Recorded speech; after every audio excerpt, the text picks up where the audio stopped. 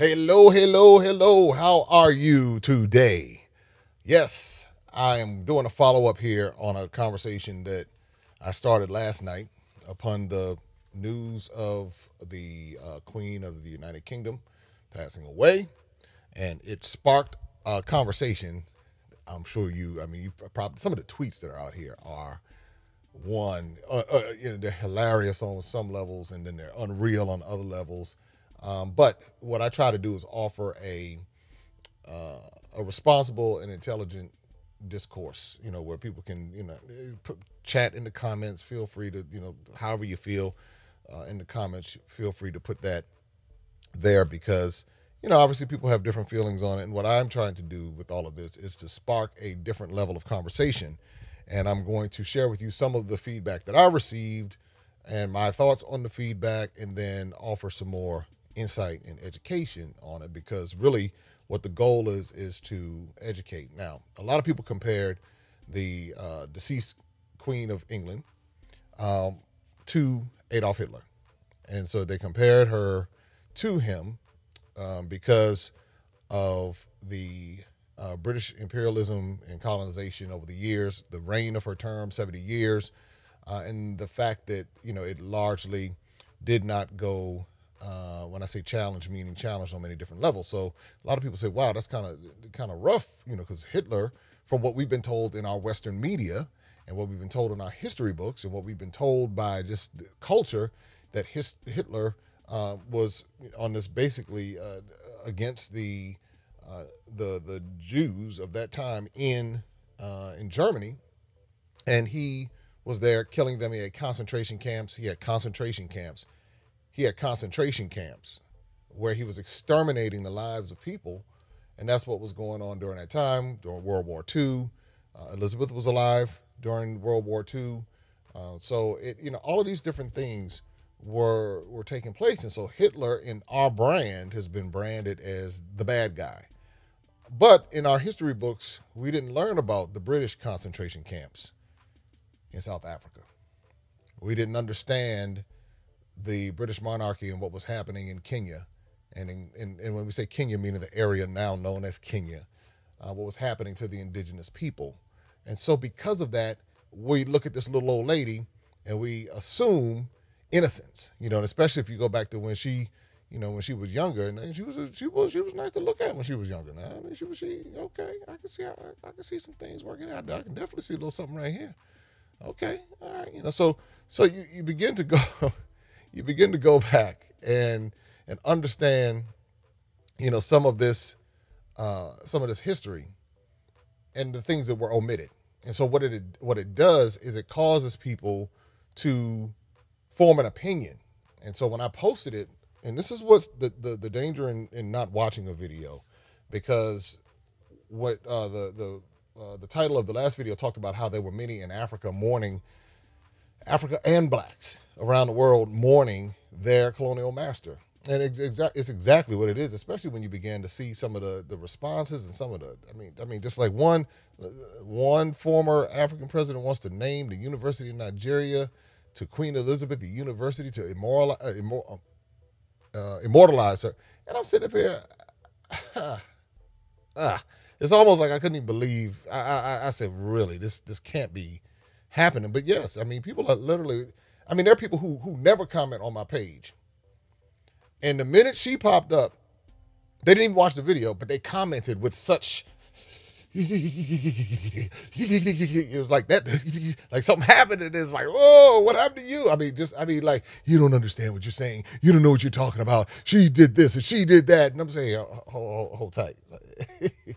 Go watch the video. Don't work yourself up. Go watch the video. So then there were other, and this is something else I want everybody to be mindful of. What's going to be happening over the next 10, 12 days is the media is going to be projecting greatness. And so because people lack the ability to just stop and pause and ask questions in general, they're going to eat this stuff up, and they're going to be like, yes, and she did all this good. She did all this, that, and the other, without understanding not what happened in the past, but what happened up until today, what is happening. And that's why I said study the British Commonwealth. Why do these independent countries need to be a part of this? Why? Think about it. It's like it's like you going with somebody, you married to somebody, you dating somebody, and somehow, okay, look, I'm independent, I'm free, I'm divorced, I'm breaking up and all this, that, and the other, but somehow you still got ties to it. Wouldn't that cause you to raise your eyebrow? Wouldn't that cause you to stop and say, no, wait a minute, we ain't going together no more. So why am I still connected to you in any capacity other than a hello and a goodbye? Why is it still financial connections? What is that all about? But I've heard people say, well, we want to be diplomatic and we want to do this, that, and the other. And this should, like I said in the previous talk, this should give you a clue as to who's really controlling things based upon how these puppet presidents respond with white Jesus in their office, respond to this event and even mention the Commonwealth. It's almost like on code. This is what you say. This is what you project to the world. Because while you'll have a certain segment of the population that will reject it, there'll be another segment of the population who will embrace it. They're crying and all this other kind of stuff. Again, some of the stuff in some of these memes and some of these videos are hilarious as far as just how people are responding to this. And they talk about Stockholm Syndrome, but I think it's something deeper from what I've seen because I'll give you there are a couple things. There's a couple things I'll give you on this. All right.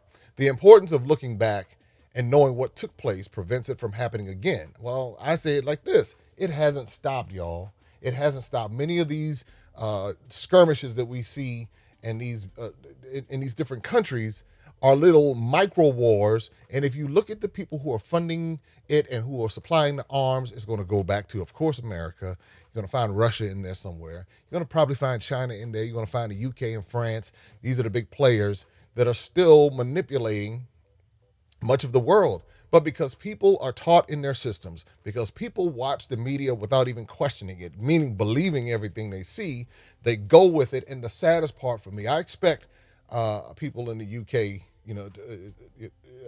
I expect people in the UK to mourn their leader. But when I see people in America, I see black people in America on this foolishness, and I see them caught up in this stuff, and I'm saying to myself, now come on now.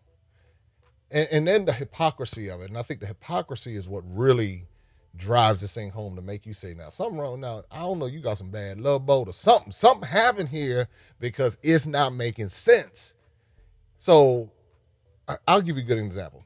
If it were someone we weren't brainwashed into liking, if it was someone that the media had not put on a pedestal, if it weren't that person, these same people would not have a problem dragging this person through the mud. But the minute, say, hey, let's look at this a little bit. Let's talk about what has happened and what is still happening. Well, God, and as a Christian, and it's this, that, and the other. But that same person, that same Negro, Kevin Samuels died. Oh, man, I don't care. I don't know, man. Yeah, that's right. He need to go somewhere. Kevin Samuels died. Oh, man, I don't care. But the little old lady, white queen of England died. Oh, God, now we don't need to be talking now. Let the dead now. We don't need to say nothing. But Kevin Samuels died. Donald Trump, we'll go white for white. How about that? Donald Trump do something? I don't care about no Donald Trump. And he ain't that, and another. And the queen, oh, God, Jesus. Where was Jesus for Kevin Samuels? Where's Jesus for Donald Trump? Donald Trump. See, that's what I'm saying. It's these hypocrisies and without even understanding. And so I'm the type of person that is, I love my people so much that I will stand up to my people for my people because it's craziness. It's absolute insanity. I mean, craziness for people who have been oppressed by a system to now celebrate the oppressor. There is something absolutely crazy about that. But then the people who, like the ones who are crazy, they are the ones who now come at the people who try to say, hey, look, understand what's going on. The things that you're struggling, the things that you're complaining about, the things that you say you want to change, the things that you're pointing at your leaders and saying that your leaders, do you know who controls your leaders? She's telling you, they're telling you, the Commonwealth. They're telling you what it is. But what is causing that person to not to be able to see it? Goes back to that education, goes to that back to that bad religion. It goes back to a whole host of cultural things. And it's really sad. It's really sad. And I think that's the saddest part. let's see. Yeah. The hypocrisy. If it's someone we didn't like, we go in on them. I mean, go in. They're ready to go in on me. Ready to go in on me. Because I just say the truth. But the very person who orchestrates, facilitates, well, she didn't do it. She didn't do it. She oversaw it. I mean, you could argue Hitler didn't do it. Hitler didn't do it. He didn't do it. Well, he called the shots. He made it happen. Y'all don't believe me? Watch this video right here to get a better understanding. This is for those people who want to be just, educated a little bit. Just a little education. In 2022, Her Majesty Queen Elizabeth II became the first British monarch to celebrate Platinum Jubilee. The celebrations took place over a 4-day bank holiday. Millions of Brits partook in street parties and people around the world joined in line with celebrations. But is celebrating the British monarch harmless fun, or does it normalise the monarchy's long history of colonialism? And is it a celebration of British imperialism? Here are 4 ways in which the British royal family has benefited from colonialism. They have historically benefited from the enslavement of human beings. In 1562, John Hawkins was the first Englishman to include African people in his cargo. He traded these people for ginger and sugar. On his next voyage in 1564, Queen Elizabeth I funded a vessel for his journey. The British East India Company was formed in 1600 to exploit trade with Southeast Asia. They did that by colonizing land and exploiting people through the transatlantic slave trade. The figure who signed the Royal Charter allowing this all to happen was also Elizabeth I. Between 1690 and 1807, an estimated 6 million Africans were transported from Africa to the Americas on British or Anglo-American ships. The royal family and the British Parliament protected the trade. After Elizabeth I's death, the Royal African Company was established in 1660 by the Duke of York. The company transported more than 187,000 slaves who were often branded DY for the Duke of York. It's difficult to say how much the royals benefited from slavery, but many say it funded the entire British treasury. And it's safe to say that much of the monarch's significance, power and wealth stems from the enslavement of Africans. Lucy Worsley, the chief curator of Royal Historic Palaces, says that all royal palaces from the 17th century have an element of money which is derived from slavery, including Kensington Palace and Hampton Court. The royal family was built on a legacy of stolen land, goods and atrocities. Queen Elizabeth II's largest diamond, the Kohinoor, was stolen from a 10-year-old prince in India along with his land in the 19th century. It was transferred to Queen Mary in 1911 and was handed down to the current queen. Both India and Pakistan have asked for the diamond's return, but it's still very much owned by the crown. In India, between the 1700s and mid-20th century, an estimated $45 trillion was stolen by the British under the vestiges of the crown. Famines which occurred as a result of Britain's non-intervention policy led to the death of more than 30 million Indians. In 1947, Lord Mountbatten, a royal and the Viceroy of India, decided he wanted to get Britain out of India quickly. The decision to carve up a country led to 15 million people being displaced and between 1 and 2 million people dying. Of course, this is just India. At its peak, Britain had colonized 25% of the world's surface. From the Mau Mau massacre in Kenya to concentration camps in South Africa, Britain, under the vestiges of the crown, has a long and bloody history of colonial atrocities, and the royals have historically been at the centre of them. The prestige of the Commonwealth. The Commonwealth is an organisation of 52 independent member states. What it actually is a collection of former British colonies and Rwanda and Mozambique. The Commonwealth originated after World War II, when much of India and Africa was becoming independent. The Commonwealth claims that it is an association of sovereign nations working towards shared goals of prosperity, democracy and peace. But critics say that the association promotes neocolonialism through free trade agreements, which favour more developed economies. British companies own more than $1 trillion of Africa's key resources. The Queen is the head of the Commonwealth, and Charles has been appointed her successor, which allows the British monarchy to remain in a position of international privilege and go on tours of Commonwealth countries. But that's not all. Well, that's just a little bit. But for some people, I guess I'm trying to figure out the rationale. So when you see that, and you can just see it in the evidence of when you travel throughout different parts of Africa, you can see it in America, you can see it so many different places. And you can look at the diamond right there on the head. And we're not even to mention the diamond from South Africa, the diamond from Sierra Leone. And I don't understand how people get a pass. There's another statement that was made is, now is not the time to talk about this. Now is not the time. We need to wait and, we need to wait, and give it time. And so my thing is this. So when is the right time? Because in 2 weeks, the 24-hour news cycle is going to be over. Now you try to bring this up, nobody's going to be paying attention to this anymore. Okay, that'll be it. And so what we have to learn how to do is to be aggressive and not get caught up. And I always wonder where that line of thinking comes from. Especially if it's something legitimate and something, something that needs to be discussed, because it is a global problem. And in my travels throughout the world, I see it everywhere I go. When I was in Seychelles, Elizabeth was there. When I was in the Gambia, Elizabeth was there. Her image was there. So I'm looking and I'm saying to myself, of course, Ghana, Nigeria, any British colony you go to and you see her presence there. So with that, do you think it just all's fair and love and war and all that kind of stuff? Come on, y'all. We got to operate with a level of just common sense and stop and say to ourselves, tell me when the right time is. Well, 2 weeks, 3 weeks. No, typically when people say that, they don't ever want to talk about it. They don't want you to talk about it. So what they do is it's a delay tactic. And then once people start believing in these delay tactics, then they repeat it. But one thing I believe, y'all go check this for me. I believe Vernon Jordan was talking about Barack Obama when he was running for president. And again, check this, just to make sure. I know I've heard this story. So, and I believe it was Vernon Jordan. He was talking about how basically he didn't think it was time for Obama to run at that particular time. Basically wait for Hillary to run and then maybe get an appointment, maybe get Secretary of State, and then go through 8 years, and then you run when the time is right, when we feel it's right for you to run.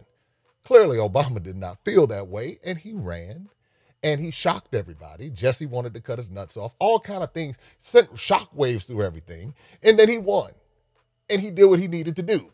And so in doing what he needed to do, he wasn't tripping on what people had to say, because he knew that was the moment, that was the time. And if we get enough people who understand this is the moment, this is the time where leverage can be exerted upon that particular institution to say, we're going to call attention to these atrocities. We're not going to sweep it under the rug. Just like you won't let us forget what Hitler has done. Just like you will keep that in front of us. You will remind us about Gaddafi. You'll remind us about Hussein. You'll remind us about bin Laden. But somehow in the midst of all of that, we don't talk about what this modern day terrorist that many people feel.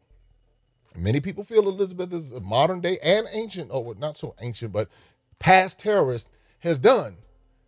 And that's when we can't separate. That's when you can tell people's minds have been colonized. You can tell they have been indoctrinated with Western media, because now they don't even question this stuff. And they just go with it. And they would not be mourning. They would not have sympathies for people that they don't like. And that's the hypocrisy of it all. But that's the thing I realized. I said, well, okay, of course, a human being. Nobody wants to see another human being pass away and all of that. And there's human decency that comes along with it. But there is no love if there is no truth. And if people are afraid to tell the truth and have an honest conversation about the truth and not willing to get through cognitive dissonance and sit there and create a delusion within their mind and then project that, and people don't push back and don't say something about it, then nothing's ever going to change. It will be the same cycle over and over and over again. And now is the time for people to get educated about what was happening. Now is the time for people to learn about why so many people are up in arms. People don't even ask why up in arms. They just go with that religious foolishness, talking about, well, don't talk about it now, and God is love and everything. One thing I know about what that Bible says is if you're going to have love, you got to have truth as well. And for those who follow Jesus, the scriptures say that Jesus is the way, the truth, and the life. And so if there is no truth, then you don't have love according to that particular text. But again, we get into this delusional, colonized, religious mindset and run our behinds around, sounding crazy, because we're not even willing to acknowledge the truth. And then what we do is we discount what actually happened to those who were terrorized and traumatized, and we elevate the oppressor. Let's take a look at this lady in Kenya and her feelings.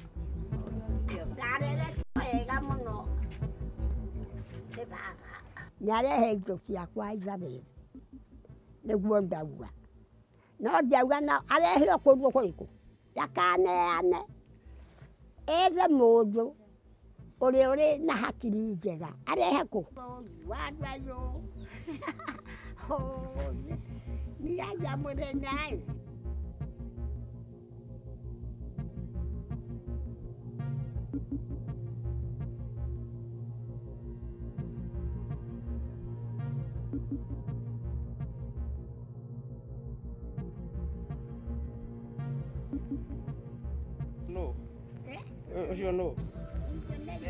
Oh.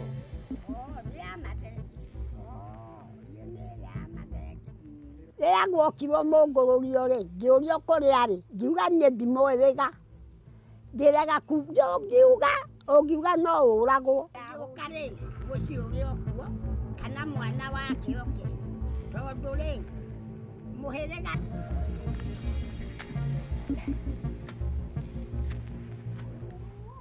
Akĩnjotora gũkũ na akĩnjotora gũkũ. Akangura kũgũrũ gũkũ, ona mũngĩona kũgũrũ gũkũ no muone. Gũkũ one baba, one ũrĩa kĩhooto gĩakwa. Tondũ nĩwe ũrĩ gĩtĩ. Well, you know, again,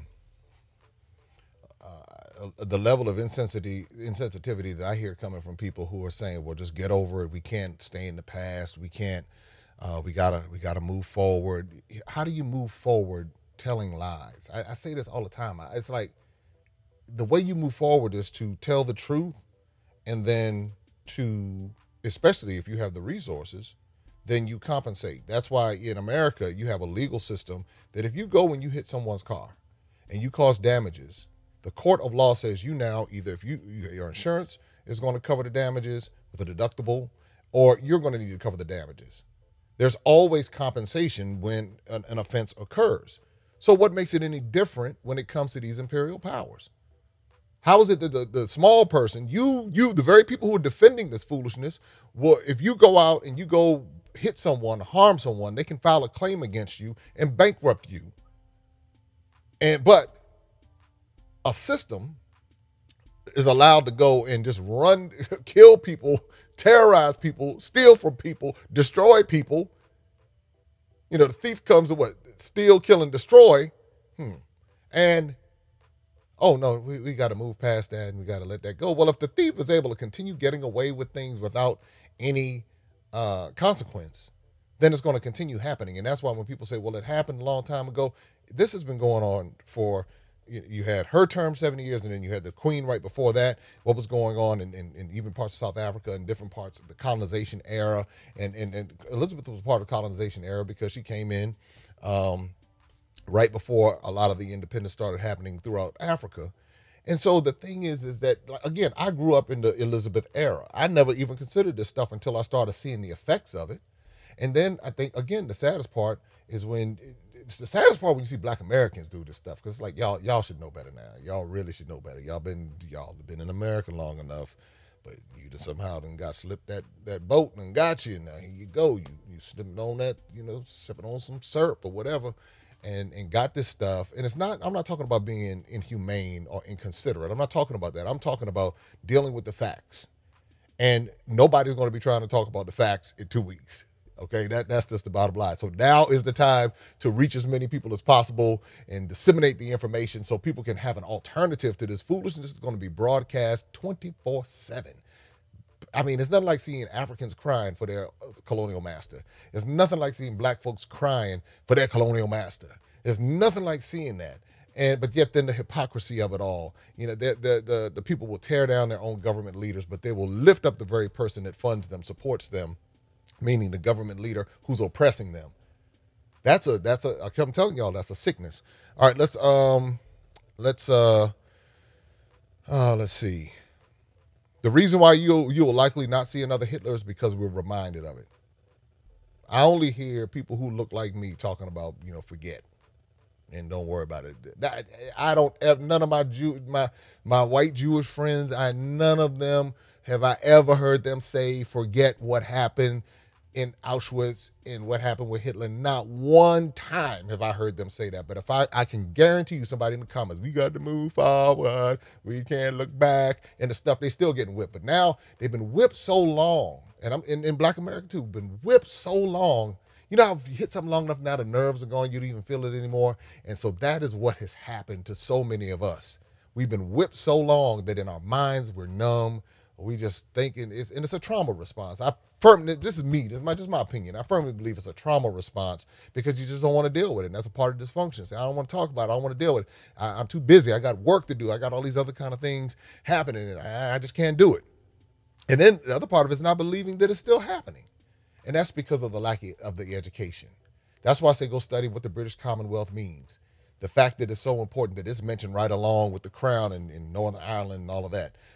Why is the Commonwealth so important? Because the tentacles have never been released. Independence never really happened.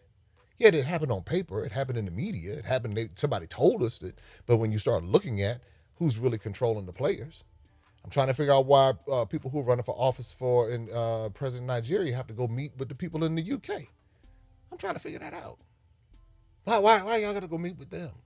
You know, especially the serious candidates, those who like really want to win. Why you got to go meet with them? Let's see. Here's another thing many of us don't understand. I don't want to overgeneralize.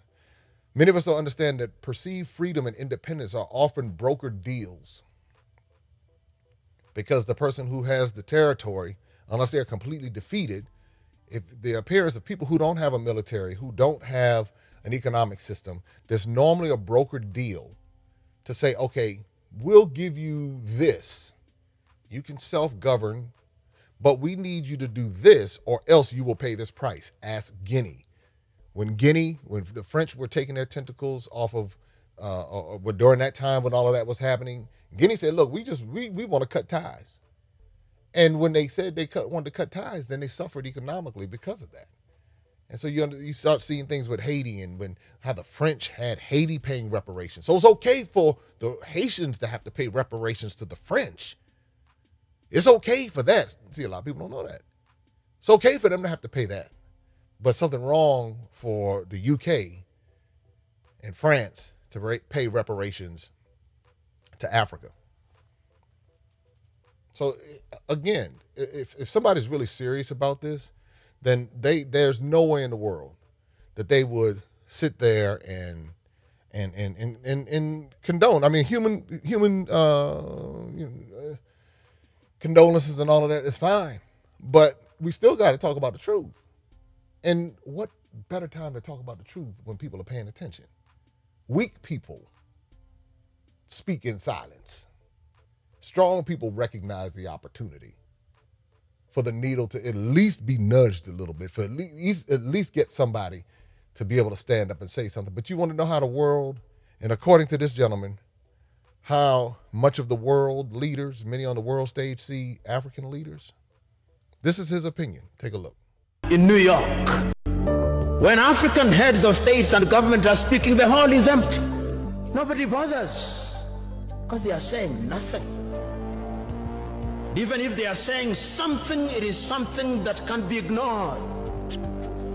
Compare when an African head of state and government is speaking and when the Prime Minister of Little Israel is speaking. They will listen because we are weak and disunited.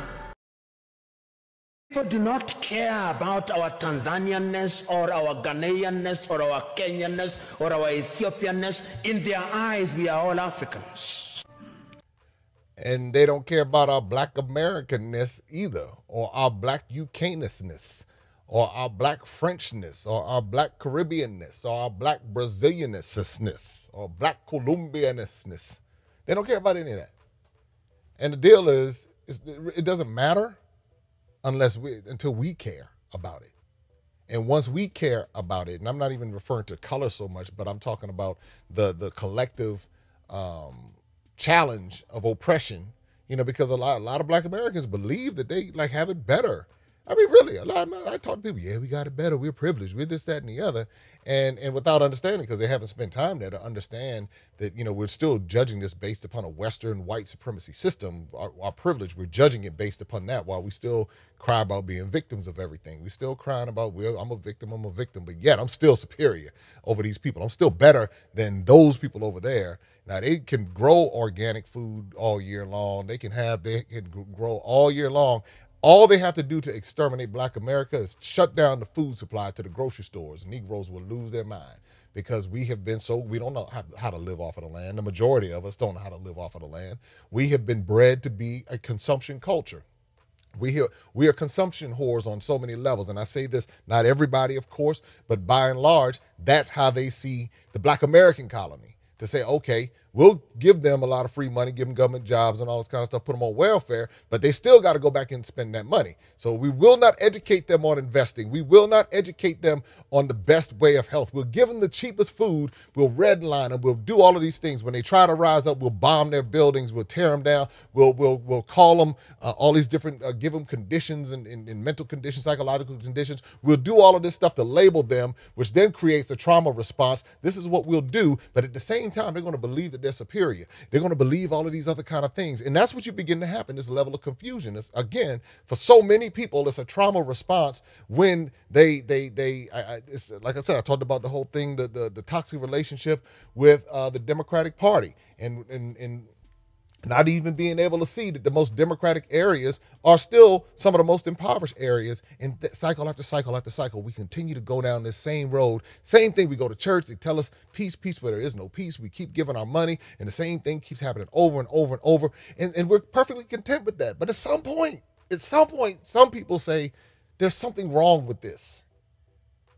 There's something wrong with this. Just like many Black Americans have the toxic relationship with the Democratic Party, there are many people who are on the continent of Africa who have a toxic relationship with their colonial master.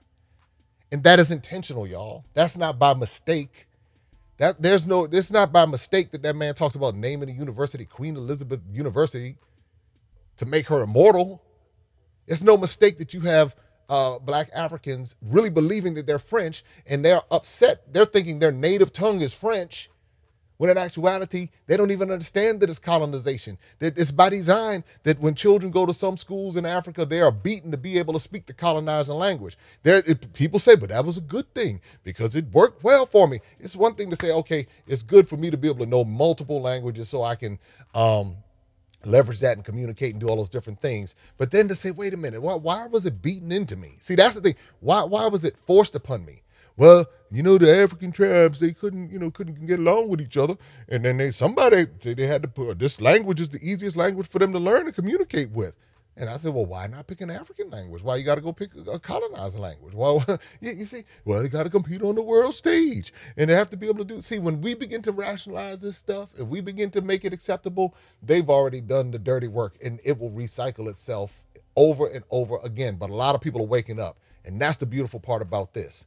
When I posted the video last night, I saw immediately, it was hilarious, where some people unsubscribed. But I think it's like, I think maybe like 5 or 6 people just immediately unsubscribed on that particular video. But then over the course of the night, that thing shot up to over like 50 people subscribed. So you got to let people go do what they got to do. And he who has an ear, let him hear. See, I got to weave all the stuff in here because some people, that's what they need to hear in order to be able to hear. So we're going to work it all. We're going to drop it all in here because, like I said before, I love my people so much that I'm willing to stand up to my people for my people, because sometimes you have to have pushback. And if everybody's walking around with a limp willie and scared to say things and scared to stand up and scared to just call it, just go check it. That's all you got to do. Instead of getting upset and getting your feelings, go check it. Instead of sucking on her breast, the Queen of England's breast, come off the nipple and go read and study the history, and then you find out the truth. And he said, well, why am I sucking on this breast right here? I need to be good learning and doing some things for myself. That's the awakening that had to happen for me. And so I woke up and I said, wait a minute, what is going on? How am I sitting up here indoctrinating myself with all of this white supremacy stuff, not even realizing that it's white supremacy stuff? Even much of the Black culture that I've grown up in has tentacles of white supremacy in it. So when you begin to pull yourself back from it and you say to yourself, wait a minute, there's more to the story. My hope is that all of us in the global African diaspora, whether we're on the continent or spread about, is that we understand the history of the places that we're in and stop giving the thief a pass. Well, I don't know, how can't we all just get along? We're all human beings. And I'm not telling you to go around hating anyone. What I'm saying is that oftentimes we're fighting the wrong person. We're now going to the person who's powerless. That person is used. Many of these presidents and all of these different politicians and mayors and all that, these people are powerless. And so the minute they try to exert power, they find these little crazy charges to get them out of office, or they kill them. Look at the history. Look at the history on the continent of Africa, and look at those who tried to rise up and resist. And the result, look at how Belgium is now returning the tooth. I believe of Patrice Lumumba returning the tooth after putting him in acid. But then we don't even know the history when you start looking at the Congo and DRC and Leopold II and what was going on and all the terrorism and the genocide and everything that was happening there. Go down to South Africa and really understand the history of the British and the Dutch and what was going on, how the Zulu were whipping on folks. And, you know, it was going down in South Africa. And you understand many people in South Africa, they have that fight too. They have that, oh, nah, we're here to rumble because they had to overcome that.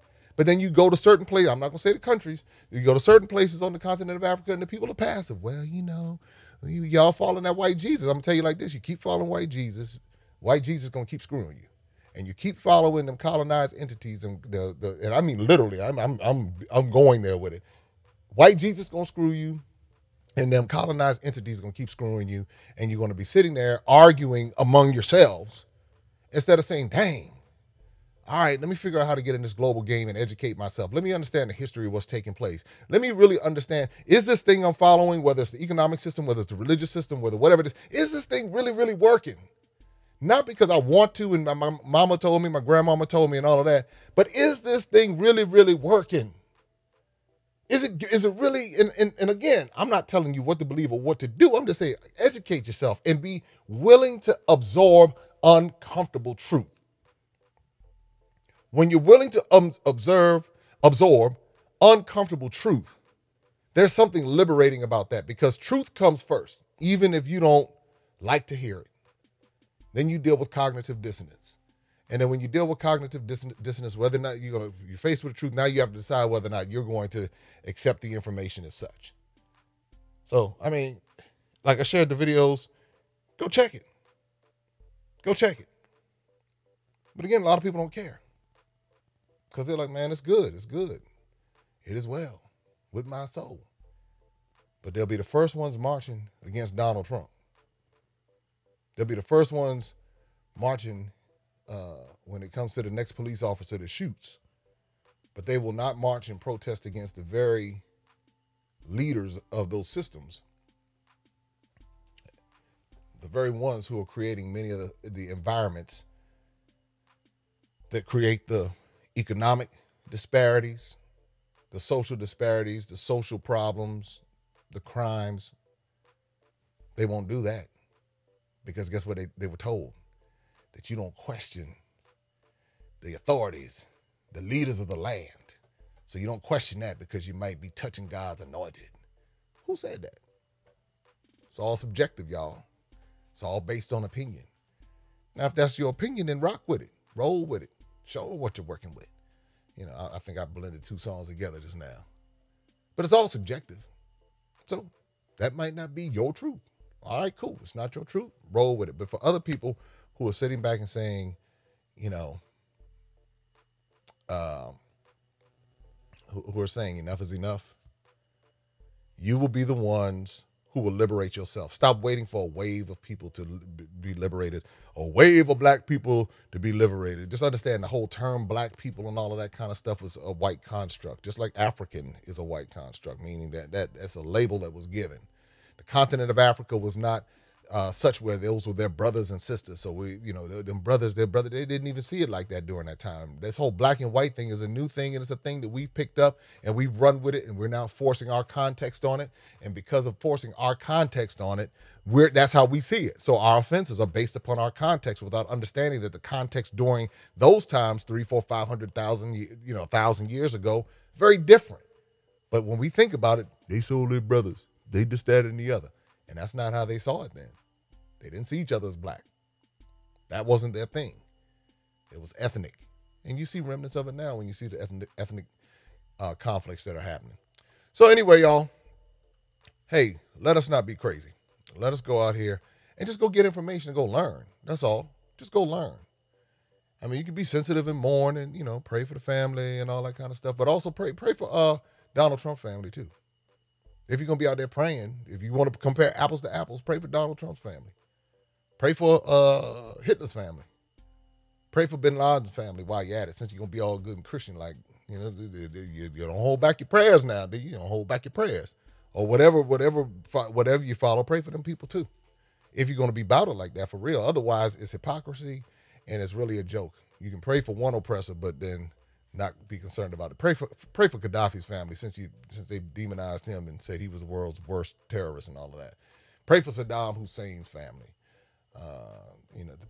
Pray. Even though Kevin Samuels, pray for his family. Even though he doesn't fall into this particular category. I'm just talking about social people that spark things that cause emotions where you find out what people really believe. So anyway, I don't even know if you want to subscribe today. We will see how many we lose and how many we pick up on this one. Hey, but guess what? Go check everything for yourself. That's all. I hope you just go learn. I love my people so much that I'm willing to stand up to them in order for us to be liberated. For those who want to do it, those who don't, cool. And that's why I love my folks on the continent of Africa. And this is not some African American who think he know everything. I'm talking to my people too. I'm talking to everybody. Anybody who wants to hear it. If you don't want to hear it, you don't have to listen to it. But for those who want to hear it and for those who want to understand it, you go find out for yourself and check out what happens on the other side. All right. Let's see here.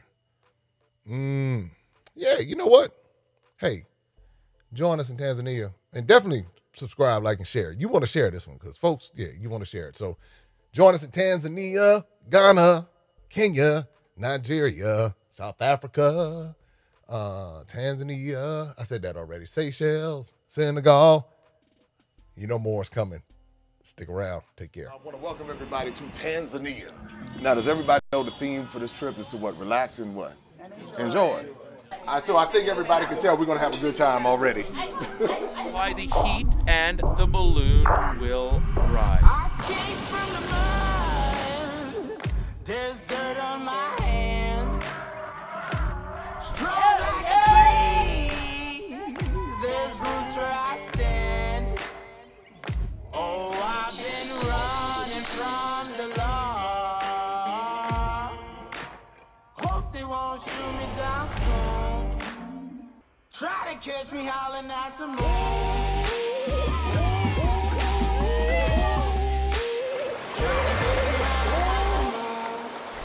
The drop line, it was special. It was special. Open up your eyes and see all the wonder mystery of an African adventure with daring and destiny. The relaxation, the peace that is here, and compared to where I live, it's like, I mean, it's amazing. Oh, the butterflies. Well, I can't say I come from here, but in my heart, this is it.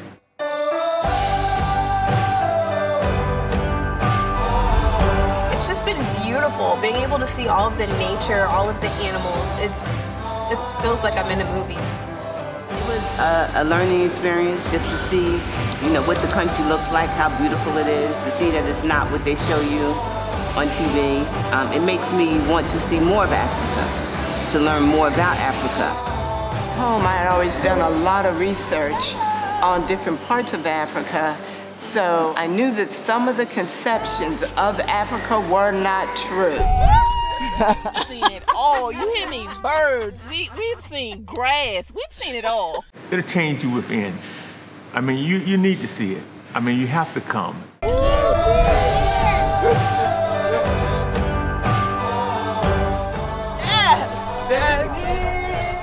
What you want? Yeah!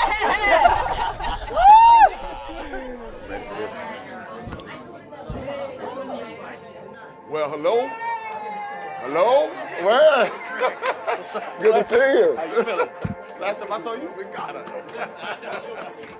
Hello, everybody. If we can continue to find a way to bridge our differences and, really, really, really come together, come to Africa. A lot of people really want to come here. This trip is not only a trip, but it really is an experience, and it's a learning experience. We've already learned so much just at the table. So I'm excited to be here. I'm glad to be here, and I can't wait to continue to learn and just be with all of y'all. I quite didn't want to come to Africa, okay? And when I got here, they were so kind. And I like, oh my gracious, then I got to meet you guys, and y'all started telling me about the trip. And I said, okay, this is gonna be fun. So now I'm kind of excited. My wife said, well, you ain't got no excitement, but now I'm looking forward. So, hey, I'm hoping one day I can have the same testimony as you guys, and I'm just glad to be here.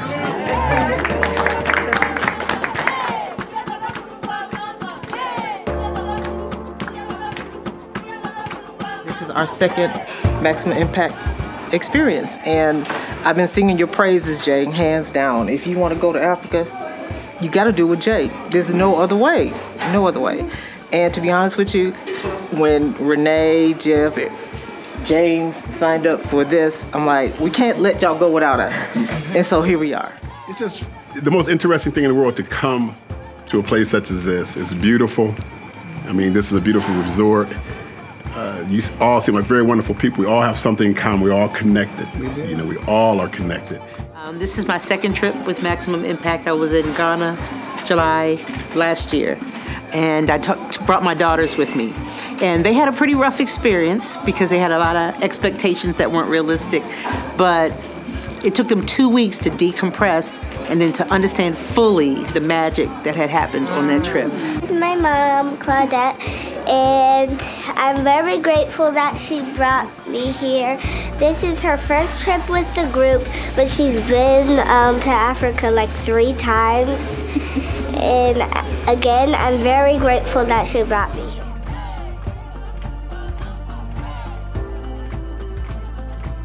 This is my second trip, and I'm going to have a third, a fourth, and a fifth. And I tell you, I'm still excited about all the things that I'm experiencing. And you would think I've been to many countries, I've traveled a lot, but I've never been to a country where people look like me. Everywhere I went, I always had to fit in. And that, you know, was kind of traumatic for me after coming here and being received the way I was. I'm just looking forward to the whole itinerary. You know, it looks really, I know it's really well organized, and I'm looking forward to the whole thing. So glad to meet everybody and look forward to meeting in person and talking. Hi, my name is LaDanya. These are my parents, and I'm really excited to be here. I'm 21 years old, and thank you for hosting this trip and bringing us all here. Hi, I'm Faith Benson Lettle. These are my parents. I'm from Akron as well. This is my college graduation gift.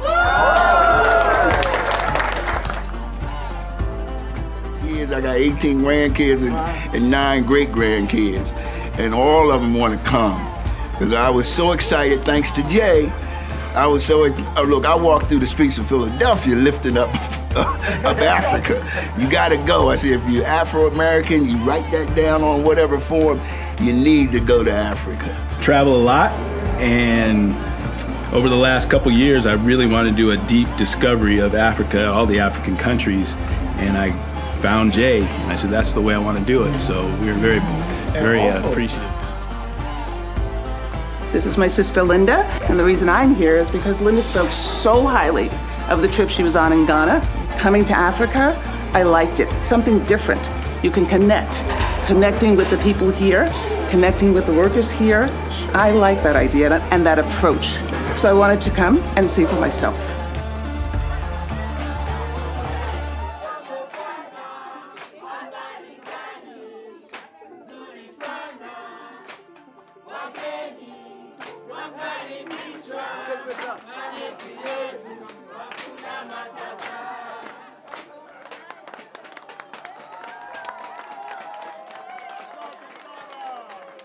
I remember it was November 2020 when Mr. Jay Cameron visited us. It was during COVID pandemic. Imagine, we have 32 rooms, but we was accommodating only one guest, who was Jay Cameron. Then Jay Cameron told me, I promise you I'll bring you a group. Okay. On behalf of Airport Planet Lodge, we are here to express our sincere gratitude to host you here today. I can't imagine doing Africa without being on a Maximum Impact tour, because being with a group like this just adds so much more to it.